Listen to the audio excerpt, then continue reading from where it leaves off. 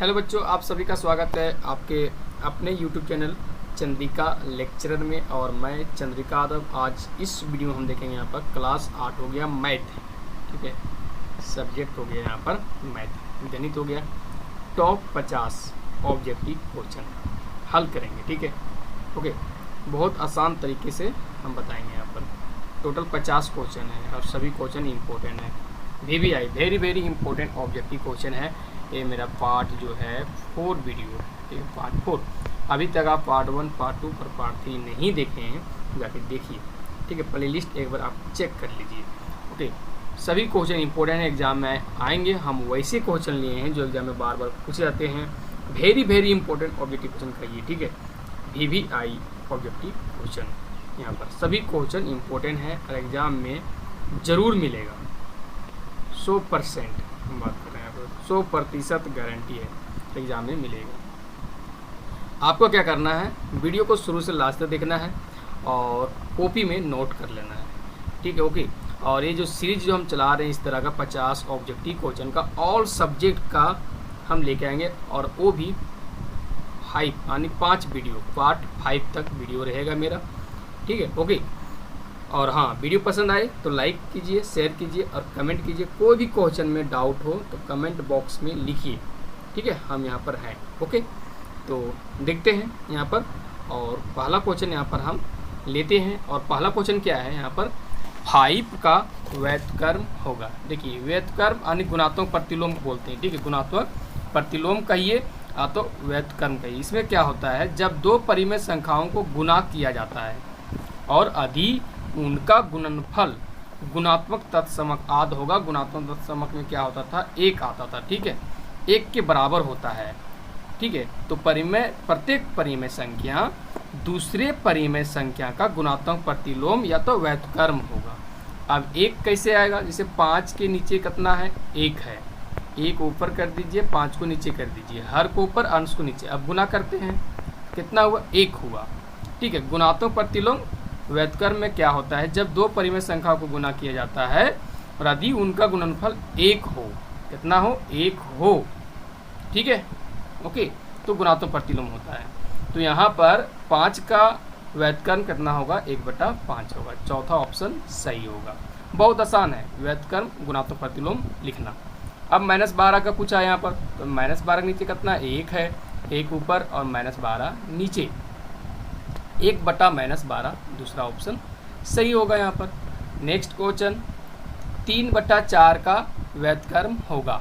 3/4 का 4 ऊपर कर दो और 3 को नीचे, 4/3 सही आंसर, पहला ऑप्शन यहाँ पर सही होगा।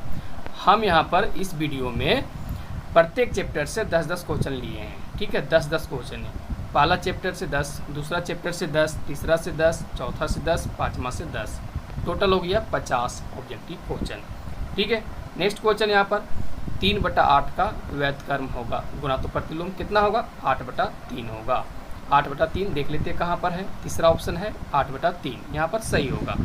नेक्स्ट क्वेश्चन 15 का व्युत्क्रम होगा, यानी गुणात्मक प्रतिलोम लिखना है। 15 के नीचे कितना है, 1 है, ठीक है, 1 ऊपर और 15 नीचे, 1/15 हो गया यहाँ पर, ठीक है। ओके, तो 15 का व्युत्क्रम होगा 1/15, पहला ऑप्शन यहाँ पर सही होगा। -9 का योज प्रतिलोम। अब देखो यहाँ पर पूछा है योज प्रतिलोम, गुणात्मक प्रतिलोम नहीं पूछा है, ठीक है। योज प्रतिलोम अलग होता है, ठीक है, ये अलग तरीके से बनता है। योज प्रतिलोम में क्या होता है, यहाँ पर जैसे -9 है, हमें ले लेना है +9 ले लेना है, ठीक है।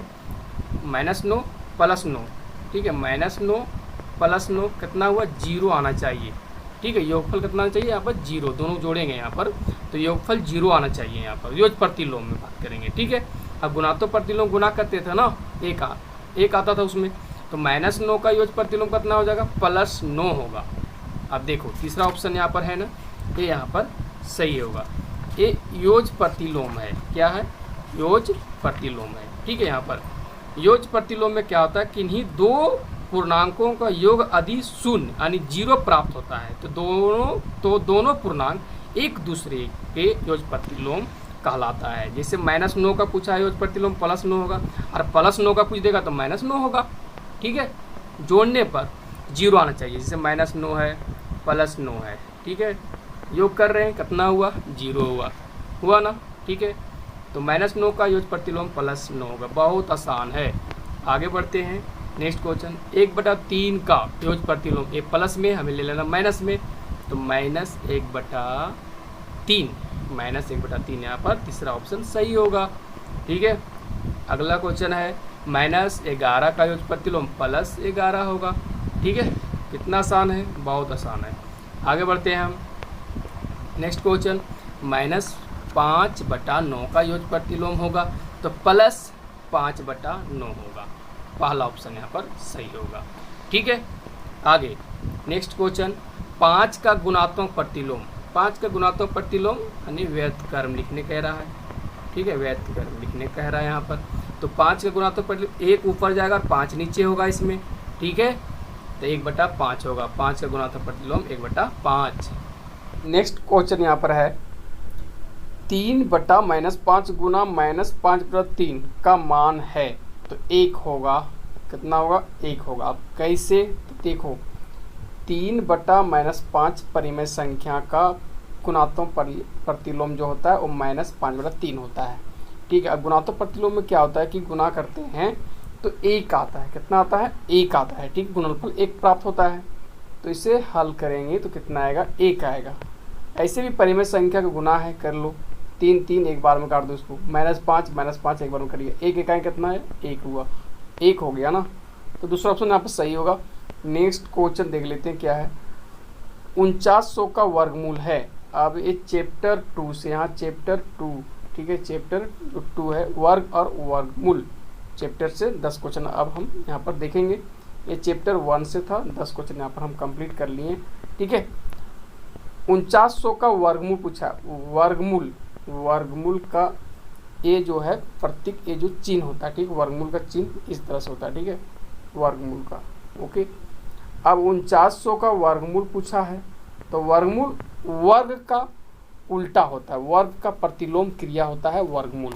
ठीक है, वर्ग का उल्टा। वर्ग जैसे अगर 2 का वर्ग कितना होता है, 4 होता है। 3 का वर्ग 9 होता है, तो 9 का वर्गमूल 3 होगा और 4 का वर्गमूल 2 होगा। ठीक है, तो 4900 का वर्गमूल कितना हो जाएगा, 70 हो जाएगा।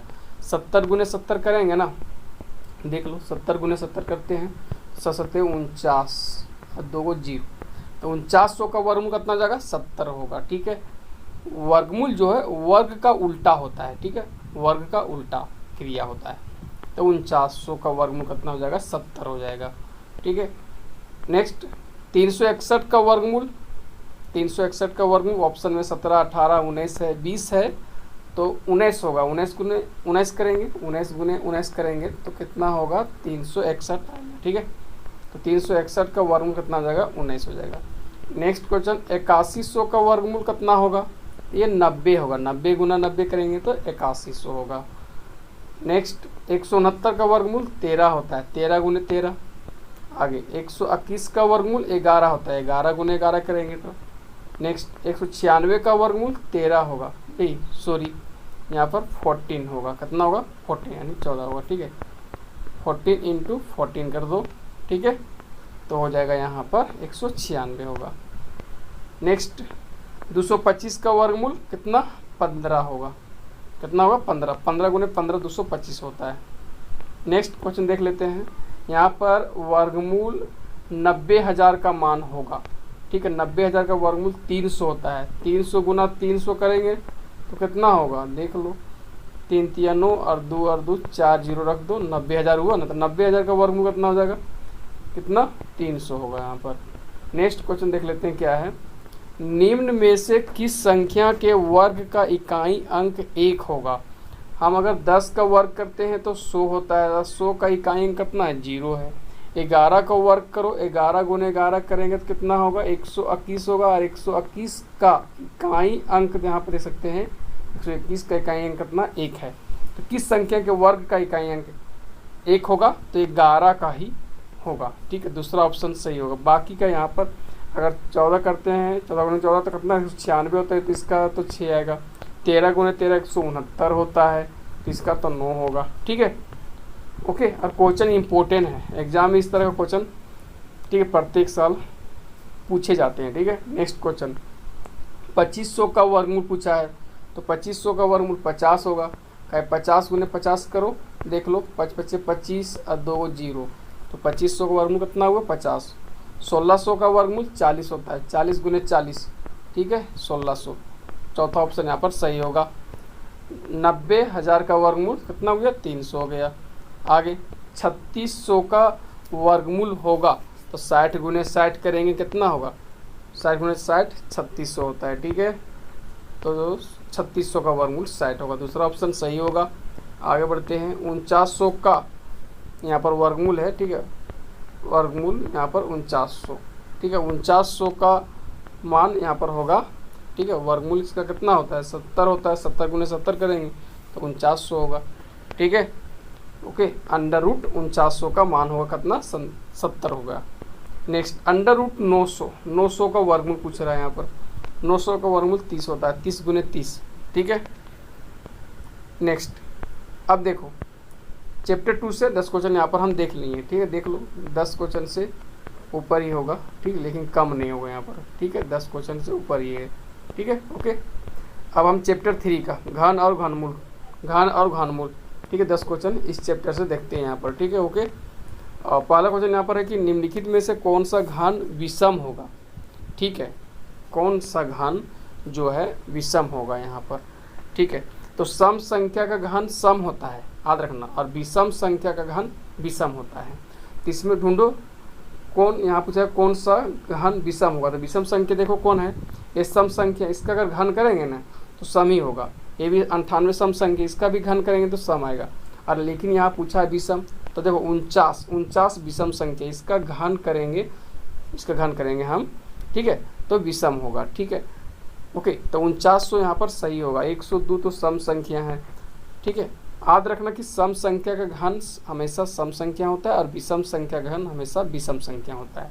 तो क्वेश्चन था कि निम्नलिखित में से कौन सा घन विषम होगा, तो 49 यहाँ पर। ठीक है, आगे बढ़ लेते हैं। निम्नलिखित में से कौन पूर्ण घन होगा, ठीक है, जिसका घनमूल निकल जाएगा। ठीक है, वह पता करना है कौन।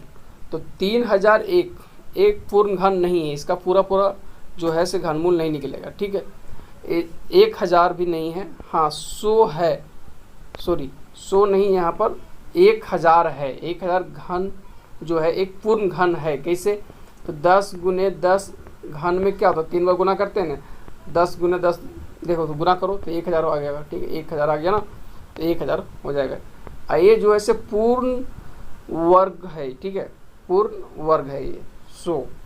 ठीक है, पूर्ण वर्ग संख्या है, 10 का वर्ग करते हैं तो 100 होता है। ठीक है, ये तो पूर्ण वर्ग संख्या है। ठीक है, ओके। और 1000 जो है पूर्ण घन संख्या है ये। ठीक है, तो किस संख्या का घन है ये, तो 10 का अगर हम घन करेंगे, घन में 3 पावर होता है। ठीक है, वर्ग में 2 पावर होता है, तो 10 गुने 10 गुने यहाँ पर करेंगे तो होगा। ठीक है, तो 1000 होगा ना। ओके, आगे बढ़ लेते हैं।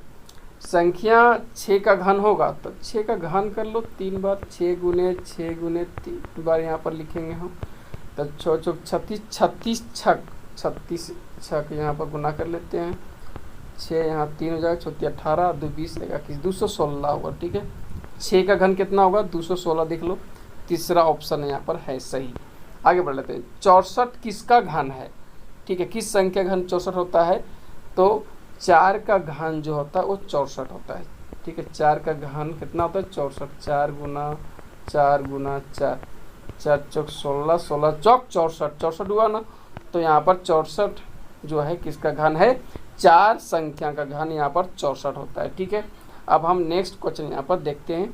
512 पूछा है कि 512 किसका घन है, तो 512 जो है वो 8 का घन है। ठीक है, 8 का अगर घन हम करेंगे ना, 8 का घन तो 512 आएगा। ठीक है, ओके। तो यहाँ पर जो है ये जो चौथा ऑप्शन है यहाँ पर सही होगा। 729 किसका घन है, 729 पूछा है यहाँ पर। ठीक है, तो 729 9 का घन है। ठीक है, 9 का अगर घन करेंगे ना तो 9 गुने 3 बार यहाँ पर करके देख लो। ठीक है, 9 9 81, 81 9 कितना होता है 9 हुआ, और 8 9 72, 729 हुआ ना यहाँ पर। तो तीसरा ऑप्शन सही होगा, 9 का घन जो है 729 होगा यहाँ पर। ठीक है। नेक्स्ट 20 पर पावर 3 का सही मान होगा, यानी 20 का घन यहाँ पर पूछा है तो 20 गुने 20 है, यहाँ पर हम कई बार कर देंगे, 3 बार यहाँ पर हम कर देंगे, ठीक है। 2 दूना 4, 4 दूना 8 लिख दो यहाँ पर, और 3 जीरो रख दो यहाँ पर, 3 जीरो रख दो तो 8000 हो गया यहाँ पर, ठीक है।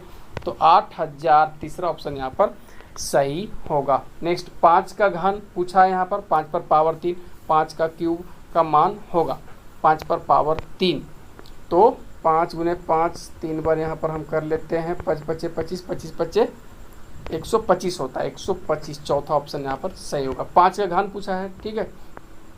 7 का घन का इकाई अंक क्या होगा, 7 का अगर हम लोग घन करेंगे तो इसका इकाई अंक क्या होगा। अगर 7 गुने 7 हम 3 बार यहाँ कर लेते हैं, 7 सत्ते 49 हुआ, और 49 सत्ते अगर हम यहाँ पर गुना करेंगे तो 9 सत्ते 63 के 3 इकाई अंक पूछा, तो इकाई अंक तो मिल गया हमको 3, तो 3 होगा यहाँ पर, ठीक है। इकाई अंक 3 होगा, तो 7 का घन का इकाई अंक क्या होगा, 3 हो जाएगा। चौथा ऑप्शन जो है यहाँ पर ए यहाँ पर सही होगा।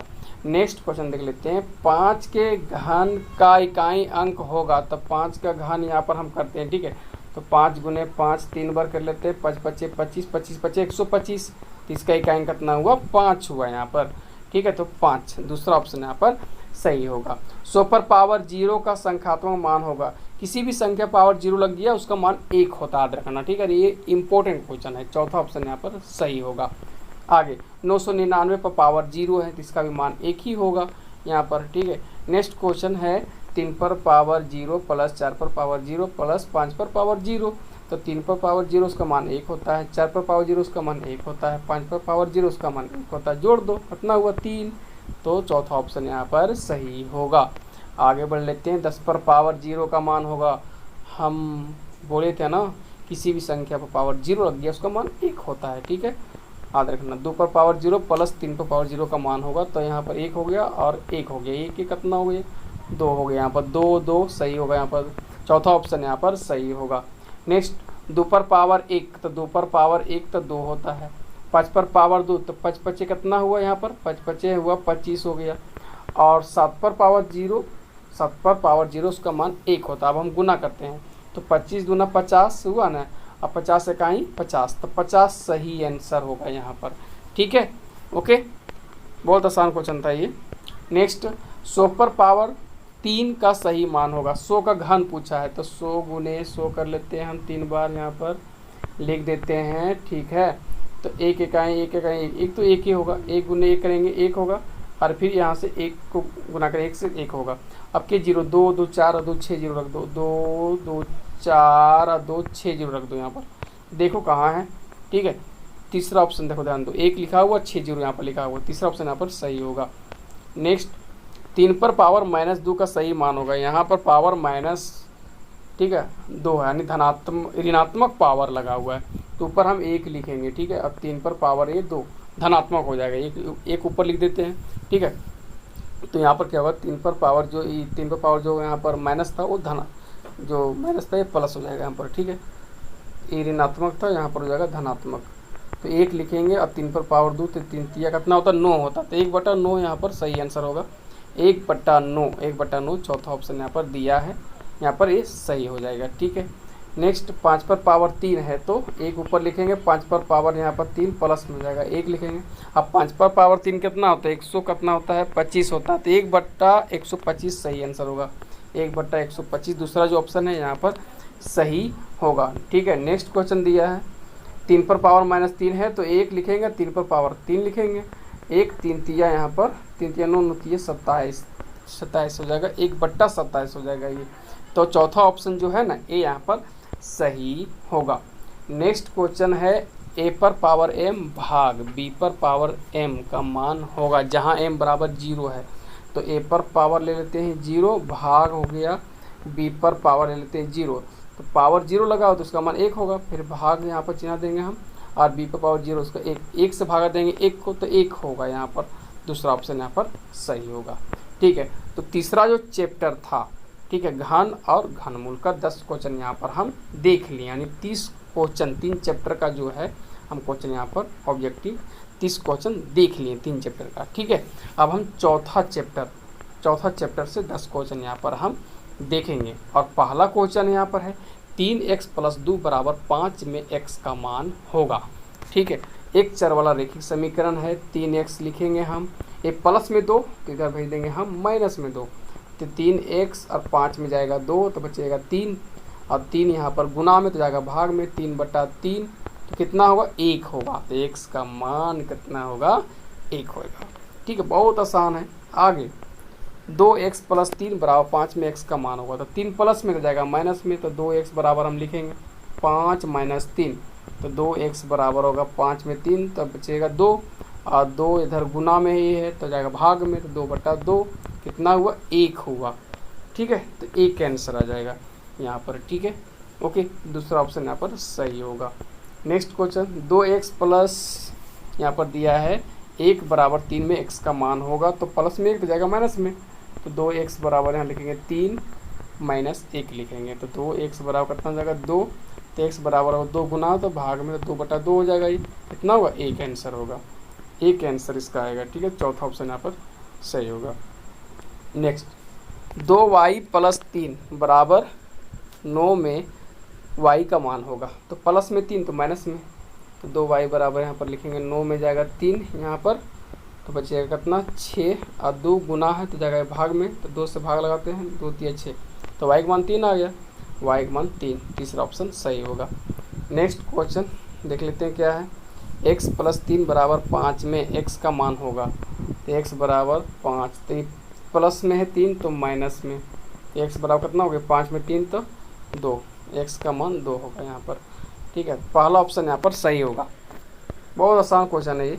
x + 7 = 12 में x का मान होगा, तो प्लस में 7 तो माइनस में ले जाएंगे। ठीक है, ओके, x बराबर हो जाएगा 12 में 7 तो 5, आंसर x का मान हो जाएगा 5 हो जाएगा। ठीक है, आगे x + 10 = 20, तो x का मान होगा, तो प्लस में 10 तो जाएगा माइनस में, तो 20 में जाएगा 10 कितना, तो 10 बचेगा यहाँ पर। ठीक है, ये प्लस में है तो ले जाएगा माइनस में इधर। ठीक है, लेफ्ट साइड तो ले जाएंगे राइट साइड। ओके, प्लस तो माइनस में जाएगा, 20 में 10 तो 10, x का मान हो गया 10 हो गया, तो पहला ऑप्शन यहाँ पर सही होगा। नेक्स्ट, संख्या x और 5 का योग 12 है तो समीकरण होगा, तो x इसमें 5 जोड़ देंगे, अब 12 पूछा योग हो जाएगा, एक समीकरण बन गया, x + 5 = 12। ठीक है, यही समीकरण है, x + 5 = 12। देखो तीसरा ऑप्शन यहाँ पर है ना, सही होगा। आगे बढ़ लेते हैं, नेक्स्ट क्वेश्चन यहाँ पर। ठीक है, 2x + 3 = 5 तो x का मान होगा, 2x + 3 = 5 तो x का मान होगा, कितना होगा x का मान यहाँ पर। ठीक है, तो 2x बराबर लिखेंगे हम 5 और प्लस में 3 तो इधर माइनस में, 2x बराबर हो जाएगा 5 में 3 तो 2, और 2 गुना है तो भाग में जाएगा, भाग लगाएंगे तो 1 आएगा, x का मान 1 आएगा। ठीक है, नेक्स्ट क्वेश्चन देख लेते हैं, लास्ट यहाँ पर है, इस चैप्टर का हम लिए हैं लास्ट क्वेश्चन। 3x = 18, तो 3 गुना है तो भाग में जाएगा, ये 18/3 हो जाएगा, कितना 6 आया, तो यहाँ पर जो है पहला ऑप्शन यहाँ पर सही होगा। तो हम 4 चैप्टर का, ठीक है, 4 चैप्टर का लगभग 10-10 क्वेश्चन, 40 क्वेश्चन यहाँ पर हम कंप्लीट कर लिए। देख लो, पहला चैप्टर का हम यहाँ पर 10 क्वेश्चन लिए थे। ठीक है, पहला चैप्टर से ही था। ठीक है, पहला चैप्टर से क्वेश्चन है 10 क्वेश्चन। वर्ग और वर्गमूल ये दूसरा चैप्टर से है। ठीक है, वर्ग और वर्गमूल। घन और घनमूल ये तीसरा चैप्टर से क्वेश्चन है यहाँ पर। ठीक है, तीसरा चैप्टर का है। ओके, और एक घातांक और घात तो चौथा चैप्टर हो गया यहाँ पर, और चौथा और एक पाँचवा। 5 चैप्टर का हम पूरा कंप्लीट कर दिए हैं। ठीक है, पूरा 5 हम कंप्लीट कर दिए। 50 क्वेश्चन मेरा कंप्लीट हो गया यहाँ पर। ठीक है, कितना 50 क्वेश्चन कंप्लीट कर लिए। ठीक है, हम चैप्टर यहाँ पर इससे नहीं गिने थे, घातांक और घात को नहीं गिने थे।